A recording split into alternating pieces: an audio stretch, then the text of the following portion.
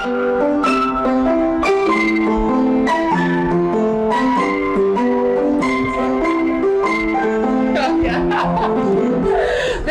good! Ang galing-galing mo! First time, nakuha mo na! Thank you for showing me that. Wow! Hi, my name is Akiko Thompson Guevara. I was with Pro Production in 2000 to 2006. I'm doing a flashback, watching a show I did in July 2006, Ang Mundo sa Mga Mata ni Aaron. Sanggol pa lang si Aaron, napansin agad na may problema ang kanyang mga mata. Retinoblastoma, isang tumor sa mata na umaakyat sa utak at nakamamatay ng tao ang nakita kay Aaron. Ang lagi kong hinihingi sa kanya sa taas, kung bubuhay siya, gusto ko ay lagi siya masaya. Yung hindi siya nalulungkot sa sarili niya. Magbabay kami ni Aaron, siya ang mag-lead. I'm following him. Sabi niya, I can trust you. Yeah, so nice to see this episode again. This stood out because I just remembered he left such a mark on me. I was amazed at what he could do, at how joyful his spirit was.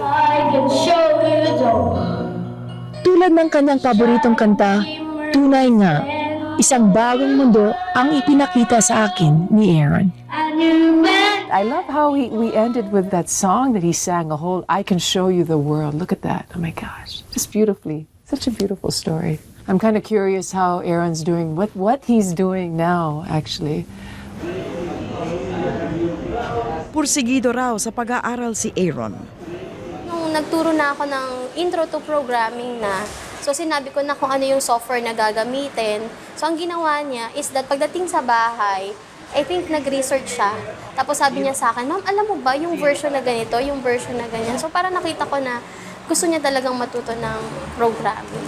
Mga jeans ng No, so many things are going through my mind. How, he's blind, and yet you think how he has his visual in his mind that's so detailed. He's maybe physically blind, but what he sees in his head, he's not blind. It's like I'm sure he sees something in there. Hindi. Pangit yung sound. Nagulat kami na si Aaron mismo ang umaayos kapag di tama ang tono ng kanyang piano. Nitong Pebrero, isang hamon ang pinasok ni Aaron. Tumugtog sa harap ni Maestro Ryan Cayabyab. Isang scholarship para makapag-aral kay Ryan Cayabyab ang target ni Aaron. It's very, very inspiring. It's so nice to see. Wow! The new opportunities for him in music. It's so nice.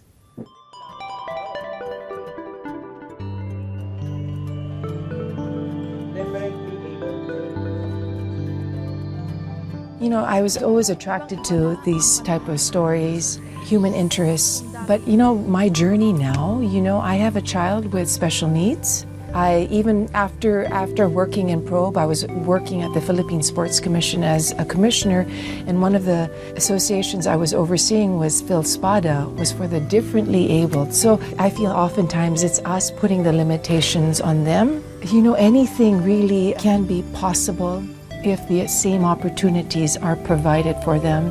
I work now with individuals with intellectual disabilities, and I am being very intentional, like whatever my boys are doing, I want my daughter to do as well. So she's taking piano now, and because I'm realizing, don't put these barriers or, just let them. I'm on the same path, I feel, almost reinforcing the value and the importance of providing these opportunities for people who are differently able, differently gifted. That's so beautiful to see.